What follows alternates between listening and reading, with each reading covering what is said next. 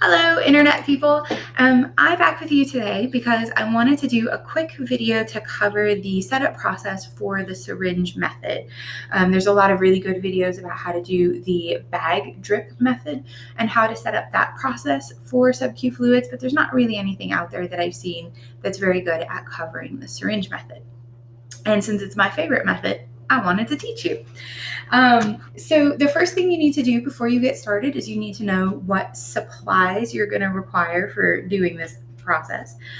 First and foremost, you're going to need fluids. I have an example of one brand of fluids here. This is the Vetivex brand, and I pulled this one out specifically to show you because this bag is designed a little bit different than some of the other bags that you might see. This one is specific to veterinary stuff, although it's not any different than the human version of lactated ringers, which is the type of fluid that's in here. So there's no real reason for it to be considered veterinary, but it is. But the main thing that makes it different is that on this bag, there are no rubber ports on the outside of the bag. And that is fairly different from the bags that I typically use. And I didn't quite think this through because this bag is wet because it's heating up at the moment. But this bag here, which is my other kind, has this rubber port that you can use for putting the needle into for getting your fluids out of it or for spiking additional medicines into the bag. And then I put it back and got it wet again before telling you the rest.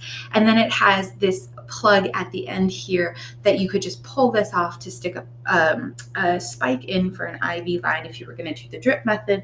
But I leave the plug intact because I don't want my fluids rushing everywhere because that's not the method I'm using. This bag, instead of having that single plug, it's got these two hard plastic caps. And each of those caps has this tiny little plastic tab on it. And for these ones, what you would do is you would pop off this tab, and then underneath it is a little rubber membrane that you would either plunge your spike through if you're doing the drip method, or you would use your syringe and needle to draw the fluids from here when you're filling up the bag. I'm going to get this out of the way because we don't need it anymore. Okay, the next thing that you need is you need the syringes. So the size of the syringes that you use, the quantity of syringes that you use is pretty much going to be determined by how big and strong your hands are and how much fluid you're giving to your cat. I typically use 60 milliliter syringes, although these ones, the one that I pulled out, it says 50 milliliters on the package. So you can see it says 50 milliliters right there. And then if you look at the syringe itself goes to 60. So it's a little confusing, but I use 60 milliliter syringes even when they masquerade as 50 milliliters. And I typically use two of them because my cats all get anywhere from 70 to like 120 or 130 milliliters of fluid. So even for my smallest cat, one syringe is not enough to get the job done. The next thing that you need is an extension line. This is really like, it's not a requirement, but it's a really strong suggestion. You can connect a needle directly to the syringe for giving the fluids to your cats, and you'd save a tiny bit of money by doing it that way, but there's no freedom for your cat to move around if you do that. And if you have to use multiple syringes, you're actually going to have to pull the needle out of your cat and either re-stick them with it after you change the syringe or have a fresh needle on every single syringe you're going to use. But either way, you have to stick your cat multiple times, and kitties don't always like being stuck. So I like to always use an extension line on that. These ones are 30 inches long, and I should say I'm going to have some links in the description of this video so that you can see exactly the products that I buy and exactly where I buy them from. So I'm not going to leave you without that information. But I use these 30-inch extension lines always. And then the next thing you need is the needle that you're going to connect between the needle you're going to connect at the end of that extension line that you're going to put inside your cat. My absolute favorite needles to use, I love butterfly needles. These also come on a really teeny tiny hose. It's like a 7-inch extension, I believe. 12 inches. It's a 12-inch extension. And these, I love the Terumo brand. These particular ones, Terumo makes the sharpest needles on the market, so they go in and out super easy on your cat. And the butterfly needle is the way to get sort of all the features that I want in a single needle, because I like a 3/4 inch needle. I like them to be ultra thin wall, and I like them to be 21 gauge. And with Terumo, my favorite brand, the only way to get all three in one needle is to use the butterflies. The butterflies do wind up being a bit more expensive per needle. These wind up being about 66. I forget how much these wind up being. It has a 6 in it. I think they're 60 cents per needle is the breakdown, because 6 does not sound right. So these wind up being about 60 cents per needle, whereas a regular hypodermic needle, just standard hypodermic needle that you see, even a good Terumo brand one, is only going to run you about 7 cents per needle. So you can save a lot of money if you enjoy the plain hypodermic needles. I like to be fancy. I like the butterflies. So I waste a little money on that, but it makes me happy. The next thing that you're going to need for this process is you're going to need a different needle that you're going to use to draw the fluids out of the bag to get them into the syringe. I like to use a really cheap, just giant, like 16 or 18 gauge needles. 18 gauge were on sale last time. These are like a massive sink pipe. You would never want to stick this into your cat if you could avoid it, but they're super cheap. These wind up being about 2 cents a piece when I purchased them. And these are just a throwaway needle that I use it one time to stick the bag to pull fresh fluids into my syringes, and then I toss this needle away when I'm done with it. And then I have a few extra things I have to do. I have to add some extra medications to some of my fluids for some of my different cats. And so if that's the case, you're going to need your different vials of medications that you have to add. This one is folic acid. This one is B12. Muffy has a type of anemia where she needs both. This is B complex. Folic acid is one of the B vitamins, but it doesn't come in injectable B complex. You have to get it special from a compounding pharmacy, and it requires a prescription. Most B complexes in the United States you can get without a prescription. There's a bunch of online retailers, and even like Tractor Supply stores tend to carry them. And then in the United States, injectable B12 does require a prescription, but if you're in Canada, you don't have to get a prescription for that. You can just get it right off the store shelves. I'm not in Canada, so I had to get a prescription.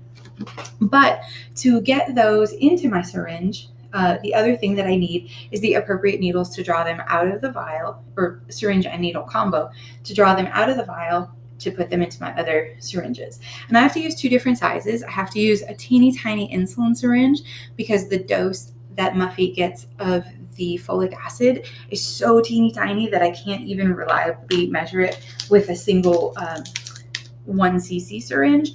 And then I use a 1 cc syringe to measure her B12 because that one, she gets a bigger amount of it. That is it for the basic materials that you need for everything. So now I'm going to show you what I do for the actual setup. While I've been talking at you, I've had the fluids sitting in some warm water. One of the things that I do, because my fluids have a label on them, because there's also extra medicine added to the bag, so I don't want people to think these are standard lactated ringers. I want them to know they've been manipulated, is that I make sure that the label on my bag is about, let's see here, the label on my bag is about right here on the bag, and then the level of my water in the container is down to here. So my label is not going to get wet or dirty at all. And then once the bag is warmed up, if you're doing this just with a container of warm water, you only want it to be about 1 or 2 degrees warmer than what you want the fluids to wind up being. And typically you'd want to keep it at about the same temperature, but right now at the time of year where everyone is running their air conditioners because it is really hot outside, fluids inside the house are getting, a bit colder than usual. So I usually make it about a 1 degree difference where the water is about 1 degree warmer than I want the fluids to wind up being. And then I'm going to show you here. Because I have extra stuff in my fluids, after I've warmed them, I give them a gentle little swirl around, and then I actually hang them from my IV pole. Now, an IV pole is not required for this process, but if you can hang your bag in some manner, it makes it really easy for drawing the fluids into your syringes. When the bag is completely full, it's not hard to do if you have it laying down on a flat surface. But once your bag starts getting empty, like mine, I've already used about 350 milliliters out of this one. So this one is getting close to the halfway mark. So this one won't have enough distance between the front of the bag and the back of the bag. If I were laying it down at a certain point, I would be in danger of poking my needle through the back of the bag, ruining the bag, ruining my needles, ruining everything, and having to start all over. So I like to hang it up. And on my IV pole, I keep the line that I use. I recycle my syringes and my lines for as long as I'm using a single bag. So every time I get a new bag, I get fresh syringes and a fresh line. I use fresh needles every time. Anything that gets a needle gets a fresh needle. So there's that. So I'm going to show you the process real quickly for drawing up the extra medicines, just in case you need them. Tip this camera down here so you can see hopefully a little better. Not good with which direction I need to move things. I like to give everything a wipe down with a little swab of alcohol first. So I hit the little rubber stoppers on all of these containers first. And actually, I brought the B complex out, but I'm not going to be giving that one today. Muffy had that one yesterday. I alternate her fluids between getting B12 and folate in one day and the B complex in another day, because any of those have the potential to be stinging, and I don't want to add too many things that could sting her in one shot.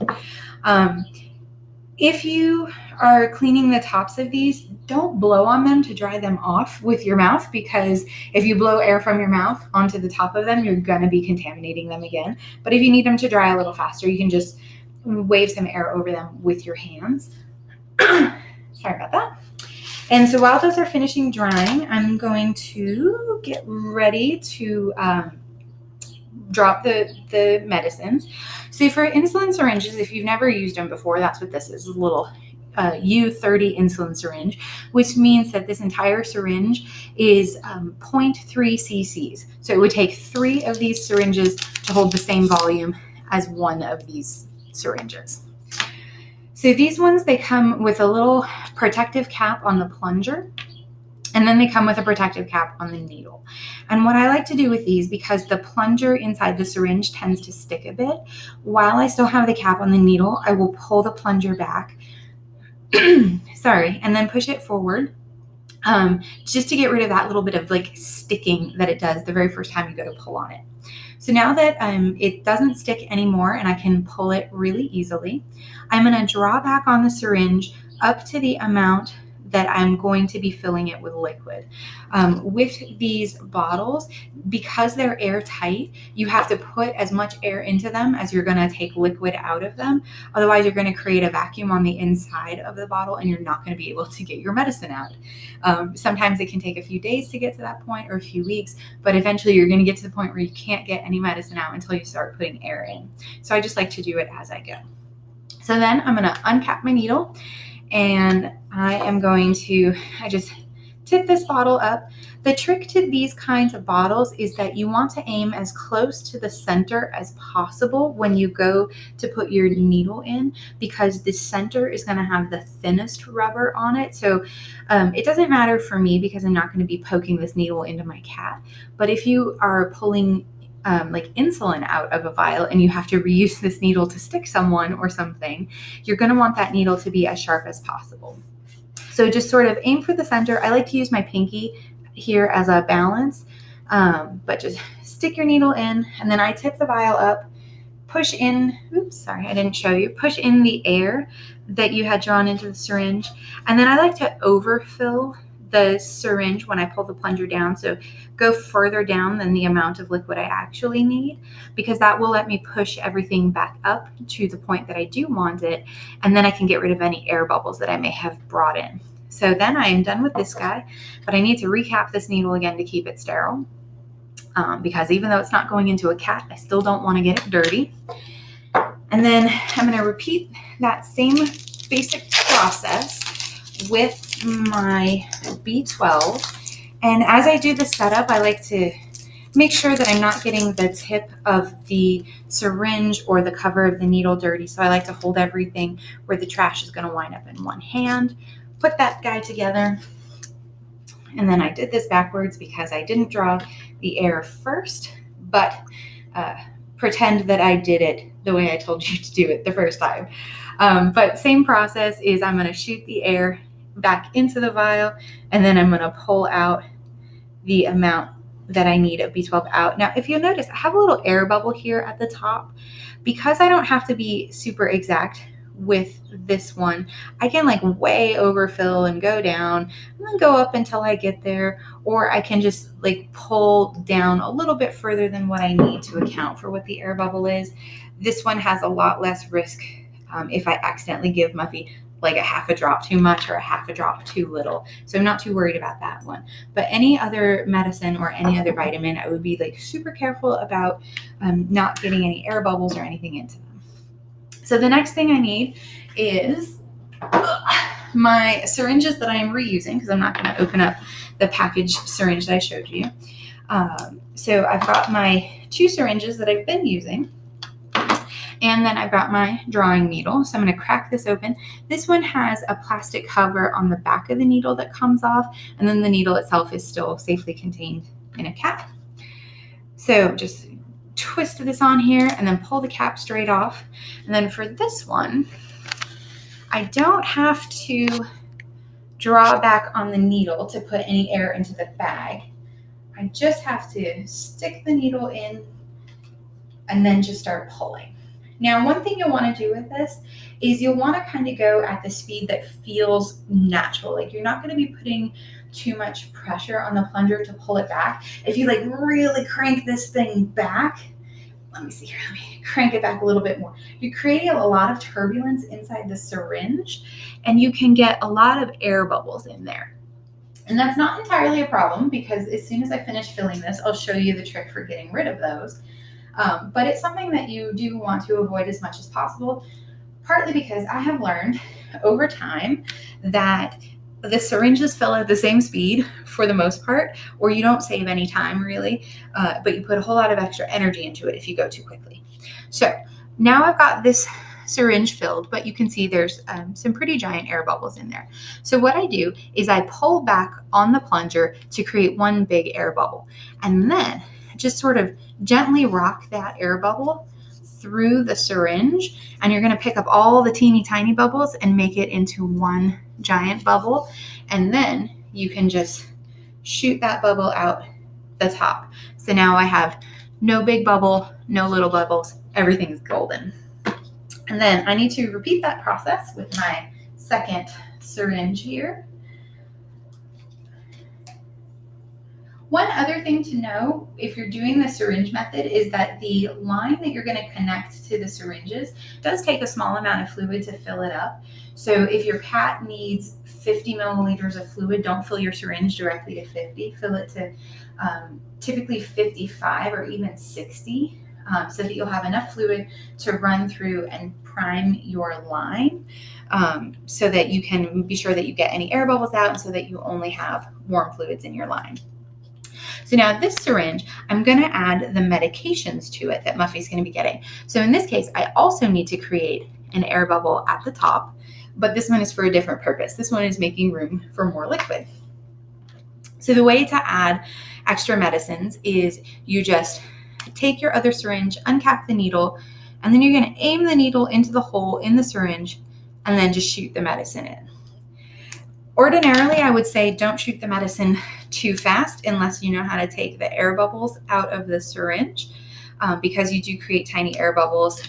I think you can see some tiny air bubbles in there that were created when I shot that medicine in real quickly. But I also like to mix this syringe pretty well, just so that I don't get a pocket full of something that will sting. So using the same trick that I did before, but also mixing the syringe, I can collect all the air bubbles. Sometimes you'll get air bubbles that sort of stick to this rubber plunger. In that case, what you do is you just open it so that your entire big air bubble is over the plunger. All of the little bubbles will sort of pop and fill up the big bubble, and then you can go back together. No more bubbles that way. And then just get your fluid up to the top and ready to go. And that is that. So now it's just a matter of, oh, hi, Muffy. Muffy's a little bit frustrated with me because she's been wanting to leave the room, but I didn't want to open the door because the other cats were going to come in. So, hey, kiddo, I want to be. I know. I'm just going to put it over here. I know, you're such a good girl. So now all I have to do is connect the line to the syringe. I said in another video that I like to store these with the two ends connected together because that keeps them secure. And what you've got is you've got this bigger end here is the one that's going to connect to the needle, and the smaller end is the one that is going to connect to the syringe. So I'm going to connect that. It connects the same way that the needles do, where you just like put it on and give it a little clockwise twist to tighten it and a counterclockwise twist to loosen it. So now I'm ready to attach my butterfly needle. These ones come with a little cap covering the end of them to keep them clean. So same as you would with any other needle, you just put it on, give it a little twist to make it secure. And then this line is basically empty. You can see there's some tiny bubbles of fluid, but it's mostly empty. It's mostly air. So what I'm going to do, move this one more time, aim it down. So you can see I have a little absorbent cloth over here. So all I'm going to do is I'm going to do this pointed up. I'm just going to push fluid through the line until I get a nice steady stream and don't hear any air bubbles. I'm not sure if you could hear the air bubbles coming out. They make sort of a gassy pressure noise when they shoot through the line. So that's it. That's the entire setup process. From here, it's just a matter of getting your cat comfortable, sticking a needle in them and pushing the fluids. I have a couple of videos showing how to do that if you are interested. You can definitely take a look. A few of them feature Muffy. Her most recent one was the best one, so you should watch that. It's her 1 month of fluids follow-up video. She's very growly and has lots of opinions. And then for cleanup, which is the only step I also haven't really covered, I take anything that has a fixed needle on it, and that goes into my sharps container. If I have separate needles like the one that I can pull off of this syringe or the drawing needle that I used, those also go into the sharps container. And then I have all of these random bits of miscellaneous plastic, the different caps to things, this extra syringe. I actually like to collect those in a big empty bottle that has been marked no needles, because I like the idea of keeping all of those kinds of plastics sort of contained in one thing, less likely to cause trouble out in the world. Generally, they'll at least be stuck in one place together for billions of years or whatever it takes for plastic to disintegrate. So that's really it. That's all I had for you today. I'm going to give Muffy some fluids because she actually wants to get out of here. She loves her room, but not enough to be stuck in it with me talking this whole time. So I'm going to end here, give Muffy some fluids, and then if there's anything else you guys want to know about, or if you have any questions on how to do things, just put some messages in the comments and I'll address anything that you have to say. Take care.